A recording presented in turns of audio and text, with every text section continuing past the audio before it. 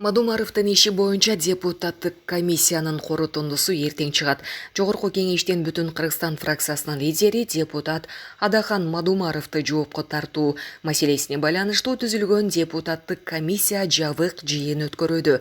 Эл өкүлдөрүнүн айтымында комиссиянын чечими эртең чыгары күтүлүп жатат. Буга чейин депутаттар 4 жолу жыйын өткөргөн. Башкы прокуратура жогорку кеңешке Адахан Мадумаровду жоопко тартуу үчүн макулдук сураган кат жолдогон. Ал парламенттин 31 майдагы жыйынында күн тартибине кезексиз киргизилип, регламентке ылайык иштин жагдайын иликтеп чыгуу үчүн депутаттык комиссия түзүлгөн. Булак Марал ФМ. Что обсуждали на заседании? Какое решение приняли или не приняли? Обсуждали то, что обсуждали в прошлом году.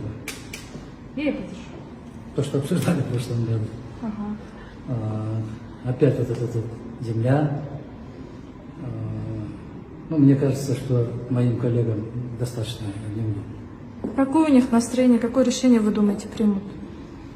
Вы знаете, один из коллег задал мне философский вопрос. А что, если парламент даст согласие, вы можете себя оправдать там? Я говорю, если кто-то хоть чуточку надеялся бы на это, тот, наверное, я буду последним ненормальным человеком в этом государстве, что у нас в судебном порядке можно решить что-то. Так, как по закону, по законодательству. Поэтому надо быть реалистом.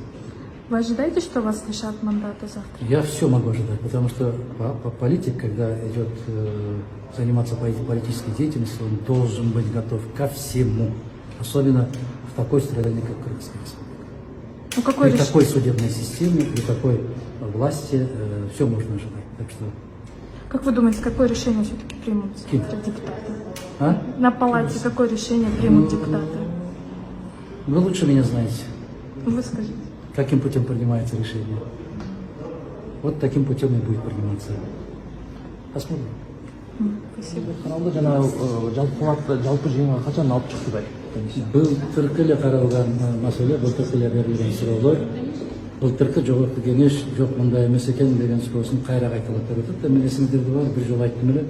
Муну калем деп көрсөтөм, анан кийин калем дейсиздер, бирок бир жактан калем эмес, бул кайчы десе кайчы деп деле добуш берип кое бериш мүмкүн дегендер. Ошондуктан бирдеме деп айтыш кыйын. Азыр эле мен расмий тилде айттым. Кесиптештериңиз кандай добуш бериши мүмкүн деп. Бул кандай пикирди алып түзүлүп өтүшүгө жарашат. Бул жерде чындыкты билиш максат эмес. Бир гана максат. Ошол Мадумаровдон трибунаны алыш, Мадумаровдон микрофонду алыш, Мадумаровдон жогорку кеңешти тазалаш. Андан кийин бардык билгенимди билем дегенде кете бериш максатында. Бул менимче жогорку кеңешке берилип аткан экинчи мындай бир белги. Чоң белгилерден бирөөсү. Депутат Бакировдун депутаттык мандатын алуу боюнча сот жараянды жүрүп атат. 2 жыл баштагы болуп өткөн окуяга. Бул биздин Кыргыз тарыхында, соңку тарыхында биринчи жолу ушундай окуя болду. Шайлоо учурундагы бардык мыйзам бузуучулук, алишемдиктер кайсы бир мирчемде белгиленген, ошол мөөнөттө гана каралат, калган учурда алынбайт, каралбайт. Бирок башкача болуп атат. Эмне үчүн?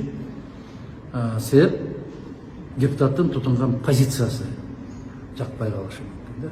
Туура эмес позиция кашанын ичинде. Ошол сыяктуу эле жанагы жогорку мисалдар, мына көрүп атасыңарбы? Эгерде биз айткандай болбосо, баары бир биз башкача чечим кабыл алып коюшубуз мүмкүн деп бул күчтү көрсөтөт. Экинчиси, Мадумаровдун мисалында өз алдынча пикир айткан киши менен биз моундай кылып сот аркылуу эсептешип коюшубуз мүмкүн. Болгондо дагы жанагы ушак таратуу фабрикаларынын чоң бир көмөгү менен, жардамы менен. Ушак токкуган фабрикалардын табары азыр аябай жакшы өтүп атат. Жакшы өтүп атат да, керектүү табар болуп атат алардын табарлары. Ошондуктан кандай болуп чечилет, жогорку кеңеш кандай чечим кабыл алат, муну бизге окшогон өлкөдө айтыш өтө кыйын. Бирок жогорку кеңеште дагы өзүн өзү сактап калуу. Байсалык мындай деди, тигиндей деди, бул мындай деди. Жок. Алар ишарат болмоюнча бир сөз айтпайт. Ишарат деп ушул мүмкүн болушунча жогорку кеңешти ел алдында жаман көрсөтүп андан ары карай такыр эле сөзгө келбей турган болсо бул жогорку кеңештен кутулуунун аракети. Жакшы, ийгилик болсун, Жакшы.